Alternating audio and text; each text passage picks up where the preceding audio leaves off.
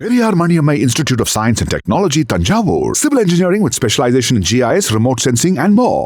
உங்கள் சத்யாவில் இப்பொழுது ஆடி அதிரடி தள்ளுபடி. முதலமைச்சர் விஜய் குறித்து அவதூறாக பேசிய வழக்கில் எதிர்க்கட்சித் தலைவர் உதயநிதி ஸ்டாலின் கைது செய்யப்பட்டு விசாரணைக்கு அழைத்து செல்லப்பட்டுள்ளார். இந்த நிலையில் அப்பகுதியில் பரபரப்பான சூழல் நிலவி வருகிறது. இந்த சம்பவம் குறித்து நமது அரசியல் பிரிவு ஆசிரியர் ஜெயலானியிடம் கேட்டு தெரிந்து கொள்வோம். வணக்கம் சார், எதனால இந்த கைது நடவடிக்கை எடுக்கப்படுகிறது? இது ரெண்டு விஷயமா நம்ம பிரிச்சு பார்க்கலாம். ஒண்ணு பொலிட்டிக்கலாவும் பார்க்கணும், அதே மாதிரி சட்ட ரீதியாகவும் பார்க்கணும். நேத்து தஞ்சாவூர்ல காவிரி விவகாரத்திற்காக திமுக நடத்தின போராட்டத்துல பேசின எதிர்கட்சி தலைவர் உதயநிதி ஸ்டாலின் ஒரு டிஃபமேட்டரி கண்டென்ட் பேசிட்டார் அப்படின்றதுனால அவரை கைது செய்யறதுக்கு இன்னைக்கு காவல்துறையினர் அவருடைய வீட்டுக்கு வந்திருந்தாங்க.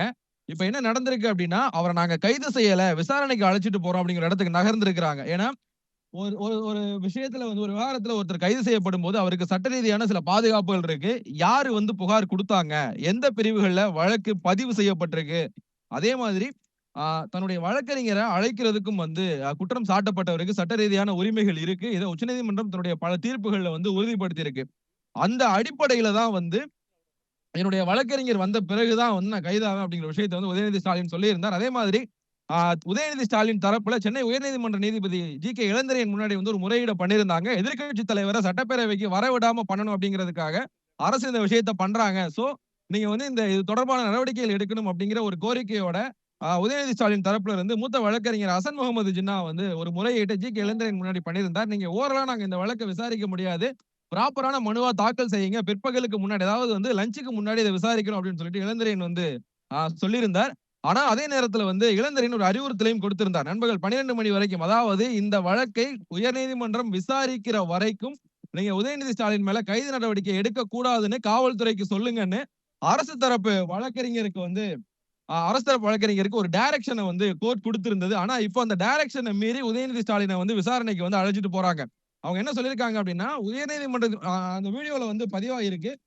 நம்ம அந்த வீடியோ கூட ஒளிபரப்பு பண்ணிருக்கோம். எல்லா ஊடகங்கள்டையும் அந்த வீடியோ இருக்கு. உதயநிதி ஸ்டாலினுடைய வீட்டுக்குள்ள எடுக்கப்பட்ட அந்த வீடியோல காவல்துறையினர் எங்களுக்கு எந்த டைரக்ஷனும் வரல, நீங்க கோர்ட்ல டைரக்ஷன் வாங்கிட்டு வாங்க, அதாவது அரசு தரப்பு வழக்கறிஞர் கிட்ட தான் நீதிபதிகள் சொல்லுவாங்க, இந்த மாதிரி காவல்துறை எந்த நடவடிக்கையும் எடுக்க வேணாம்னு சொல்லுங்க அப்படின்னு சொல்லிட்டு, அப்படியான நடவடிக்கை எடுக்க வேணாம்னு சொன்னதற்கு பிறகும் உதயநிதி ஸ்டாலின் விசாரணைக்கு அழைச்சிட்டு போக போறாரு. இப்ப உதயநிதி ஸ்டாலினை எங்க விசாரணைக்கு அழைச்சிட்டு போக போறாங்க அப்படிங்கிறது ஒரு முக்கியமான ஒரு கேள்வி. ஏன்னா இந்த வழக்குல எஃப்ஐஆரை பதிவு செய்தது தஞ்சாவூர் காவல்துறை. தஞ்சாவூரினுடைய டிஎஸ்பி தான் அவர் அரெஸ்ட் பண்றதுக்காக இன்னைக்கு வந்திருந்தாங்க.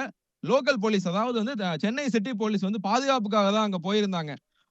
சென்னை சவுத் ஜேசி விஜயகுமார் தலைமையில பாதுகாப்புக்காக சென்னை காவல்துறையினர் அங்க போயிருந்தாங்க. சோ உதயநிதியை விசாரணைக்காக தஞ்சாவூருக்கு அழைச்சிட்டு போக போறாங்களா அப்படிங்கிற ஒரு கேள்வி முக்கியமான ஒரு கேள்வியா இருக்கு. இப்போ உயர்நீதிமன்றம் இதுல என்ன முடிவு எடுக்க போறாங்க? ஏன்னா நீங்க ஒரு வழக்குல ஏபிக்கான ஃபார்மாலிட்டிஸ் தொடங்கிட்டாங்க, முன்ஜாமீனுக்கான நடைமுறைகள் தொடங்கிருச்சு அப்படின்னா காவல்துறை எந்த நடவடிக்கையும் எடுக்க கூடாது அப்படிங்கிறது மரபு. இதுவரைக்கும் ஃபாலோ பண்ணப்பட்டதும் அதுதான். ஆனா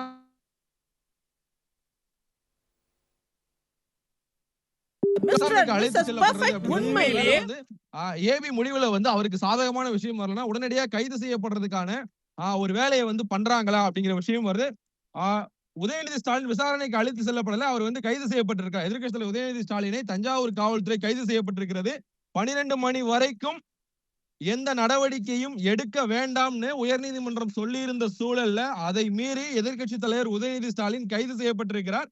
12 மணிக்கு அந்த வழக்கு விசாரணைக்கு வரப்படுகிற சூழல்ல இப்போ இந்த கைது நடவடிக்கையை காவல்துறையினர் எடுத்திருக்கிறாங்க. உதயநிதி ஸ்டாலின் மட்டும் கைது செய்யப்படல. உதயநிதி ஸ்டாலினுடைய கைதை கண்டித்து அவருடைய வீட்டுக்கு முன்னாடி தர்ணாவில் ஈடுபட்டிருந்த பல திமுகவினர் குண்டுகட்டா கைது செய்யப்பட்டிருக்கிறாங்க. இன்னும் 1 மணி நேரத்துல சென்னை உயர்நீதிமன்றத்துல இது தொடர்பான வழக்கு விசாரணைக்கு வரவிருக்கிற சூழல்ல இந்த கைது நடவடிக்கையானது செய்யப்பட்டிருக்கு. சகி, இந்த விஷயத்துல பல திமுகவினுடைய பல மூத்த தலைவர்கள் உதயநிதி ஸ்டாலினுடைய வீட்டுக்கு வந்திருந்தாங்க. காவல்துறை வந்த உடனே முன்னாள் அமைச்சர் மா சுப்பிரமணியம் உதயநிதி ஸ்டாலினுடைய வீட்டுக்கு வந்திருந்தார். ஜேசி விஜயகுமார் கிட்ட அவர் தான் பேசியிருந்தார்.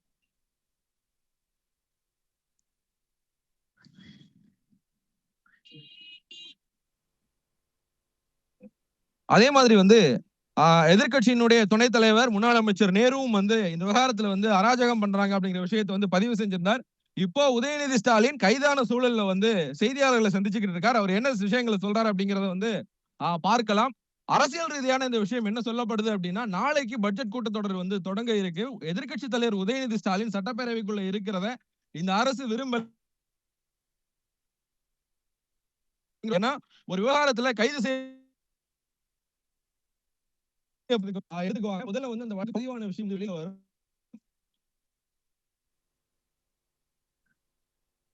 முதல்ல அந்த வழக்கு வந்து பதிவாகிற விஷயங்கள் வந்து வெளியில சொல்லப்படும். அதற்கு பிறகு அவங்களுக்கான நேரம் வந்து கொடுக்கப்படும். குற்றம் சாட்டப்பட்ட தரப்புக்கான அவங்க வந்து அவங்களுக்கான லீகல் ரெமெடிஸ் எடுக்கிறதுக்கான அந்த காலகட்டம் வந்து கொடுக்கப்படும். அதற்கு பிறகுதான் கைது நடவடிக்கை அப்படிங்கிற ஒரு இடத்துக்கு வந்து போவாங்க. ஆனா நேற்று இரவுக்கு மேலதான் வந்து வழக்கே பதிவு செய்யப்பட்டிருக்கு.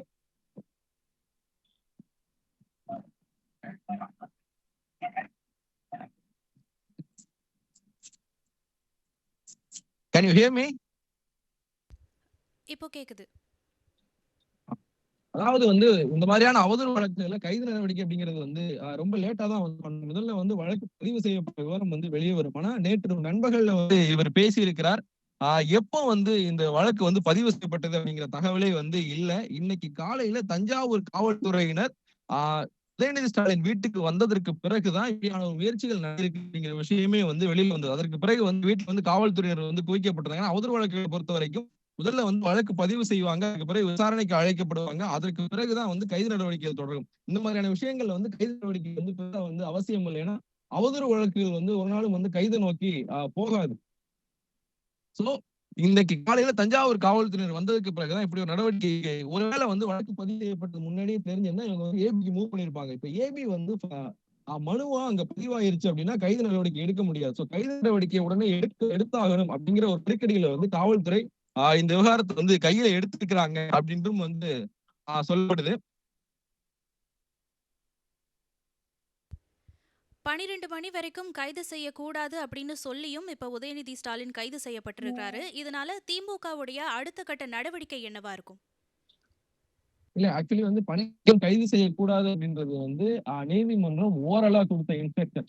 காவல்துறை வந்து கொஞ்சம் லீகலா வந்து இந்த விஷயத்துல வந்து பிளே பண்ணிருக்காங்க. என்னன்னா எங்களுக்கு அந்த இன்ஸ்ட்ரக்ஷன் வந்து சேரல, இது இந்த மாதிரியான விஷயங்கள் வந்து நடக்கும் எங்களுக்கு. ஏன்னா அவங்க நீதிபதி வந்து நேரடியா அங்க ஸ்பாட்ல இருக்கிற போலீஸ் ஆபீசருக்கு போன் பண்ணி அரெஸ்ட் பண்ணாதீங்கன்னா நீதிபதி சொல்ல மாட்டார். அந்த வழக்கில் ஆஜராக இருக்கிற பப்ளிக் ப்ராசிக்யூட்டர் நாங்க இதுல ஒரு நடவடிக்கை எடுத்துக்கிட்டு இருக்கோம், இந்த வழக்கை நாங்க விசாரிக்கிற வரைக்கும் கைது நடவடிக்கை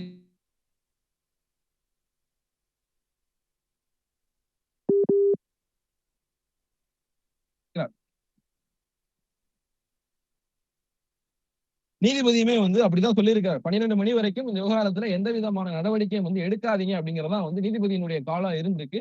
இவங்க அந்த இன்ஸ்ட்ரக்ஷன் எங்களுக்கு வரல அப்படின்னு சொல்லிட்டு கைது பண்ணிருக்காங்க. ஸோ இப்போ இந்த 1 ஹவர்ல தாக்கல் பண்ணப்பட வேண்டிய மனு வந்து முன்ஜாமீன் மனுவாக இல்லாமல் ஜாமீன் மனுவாவே வந்து தாக்கல் செய்யப்படும். ஸோ அதற்காக நீதிமன்றம் வந்து எப்படி எடுக்கிறாங்க, நாங்க சொல்லி வந்து ஏன் வந்து நீங்க கைது நடவடிக்கை எடுத்தீங்க அப்படிங்கிற ஒரு கேள்வியை வந்து நீதிமன்றம் எழுப்புறதுக்கான வாய்ப்பு இருக்கு.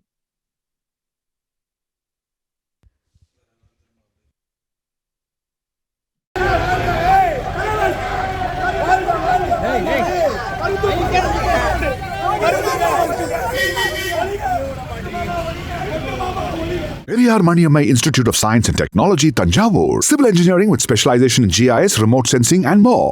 உங்கள் சத்யாவில் இப்பொழுது ஆடி அதிரடி தள்ளுபடி.